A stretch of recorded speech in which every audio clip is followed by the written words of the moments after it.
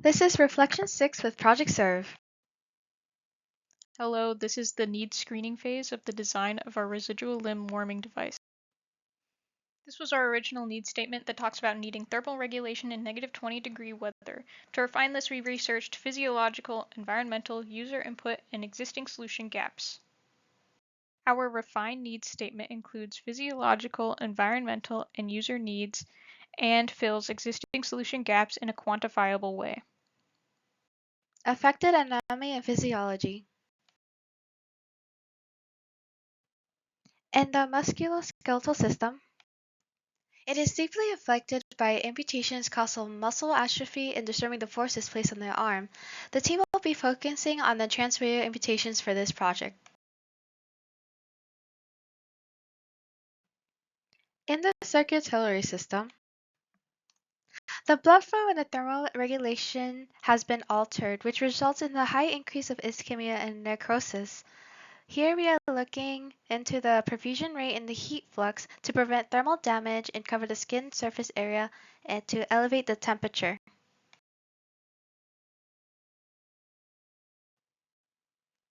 In the nervous system, after an amputation, neural malformation, neuropathic pain, and reinnervation results in peripheral neuropathy, which causes a reduction in thermal sensation and pain. So the neuroreceptor threshold is altered, so the team must keep in mind the safety of the device, like the temperature cutoff. In the integumentary system, the team is mainly focused on the skin. So from amputations, the sweat glands are destroyed and there is irregular skin and soft tissues. There is a higher risk for skin burns. And so the team has looked into temperature cutoff to ensure the safety of the skin being 43 degrees Celsius. In the para-athlete interview, in the cold, our athlete reportedly feeling discomfort and losing functionality of the arm when exposed to the cold for prolonged periods of time. He feels the cold more than the warmth, which results him in not feeling his skin burning, especially during rapid heating. So this means that we need to implement a failsafe into the warming device. Mechanism of disease. Plant trauma is the main cause of traumatic amputations. It impacts the skin by tearing and rapidly spreads into the underlying mysis and fascia. It causes the impacted area bones to fracture as the skin avulses. Disease progression.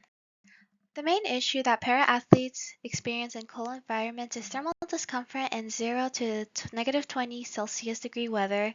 So for our goal in this project is to create a safe warming device that decreases thermal discomfort. Now moving on to existing solutions. Existing device-based warming systems vary wildly. Some heat prosthetics directly, some use disposable pouches, and others rely on household electric blankets or wristbands. Some demonstrate positive outcomes, but complication risks are noticeable, including burns, chemical injuries, or even fire hazards. Overall, device strategies remain inconsistent and lack portable, long-term thermal solutions.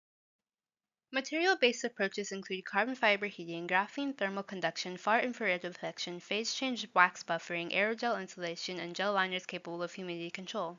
Each demonstrates some degree of thermal benefit, but each material platform also presents limitations such as irritation, brittleness, or insufficient warming intensity. As a result, material solutions remain promising but incomplete. Topical pharmaceutical approaches have some warming effects. Methyl salicylate has no strong evidence of actual warming, where capsaicin produces a meaningful perceived warmth, but minimal actual temperature change. Antiperspirants reduce sweat but carry a dermatitis risk. These agents are short-acting and have non-trivial adverse effects, which makes them unreliable as primary thermal strategies. Now we will move on to the emerging solutions. Several prototypes aim to integrate warming or cooling directly into wearable systems. These include heated socks, ventilated sockets, and temperature-regulated apparel. Early lab data shows controlled heat distribution and functional safety features, but none have undergone human clinical testing. Battery duration remains short and reliability issues persist, meaning these are not viable for environments that require consistent temperature regulation. Wearable thin-film thermoelectric cooling systems are being developed with projected clinical trials in the next 3 to 5 years. These materials could eventually support precise temperature control and sensory nerve activation. However, these technologies are still in the testing phase and currently have no verified safety or complication profile. Current solutions lack 5 critical elements. Firstly, none combine passive insulation and active heating into one system. Sweat and moisture control is not addressed, even though moisture accelerates heat loss in snowy environments. Battery life is not long enough to support full practice or competition duration. And very few solutions are engineered for the cold, wet environment of para-bobsled. This creates a clear opening for a universal system that integrates all 4 requirements. The global prosthetics and liner market is growing quickly, expanding from $2.8 billion in 2024 to $4.5 billion by 2031. This growth is driven by advances in materials, AI integration, and rising amputation rates linked to diabetes, vascular diseases, and trauma. However, despite this progress, access to advanced or smart liners remain limited. Most amputees still rely on passive liners that do not adjust to temperature, moisture, or friction, leading to discomfort during daily use. This creates a significant healthcare burden. Many users experience skin irritation, sweating, and infections, while para athletes face additional risks such as frostbite in cold environments. These issues often lead to hospital readmissions and long-term treatment costs that can exceed up to $500,000 per patient. Looking at the competitive landscape, major companies like Autobac and Acer lead the market, but there remains a clear innovation gap. Smart thermally adaptive liners, specially designed for para athletes, can enhance comfort, prevent frostbite and skin breakdown, and open strong commercial opportunities in this rapidly growing market of liners. This is our needs criteria. Our nice-to-haves include sizing, ease of use, and comfort, while our need-to-haves include function, safety, and cost.